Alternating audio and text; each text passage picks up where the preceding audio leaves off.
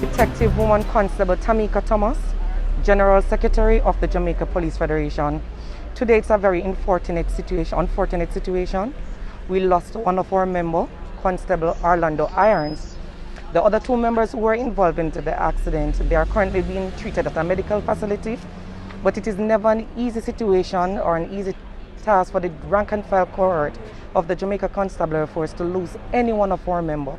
We are grieving at this time, and we just want to say sincere condolences to his family, colleagues in Area 1, and to the entire rank and file cohort, and by extension the JCF. Well, based on the information received, 3 vehicles were traveling into Kingston.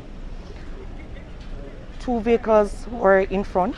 The vehicle that Constable Irons was in overturned.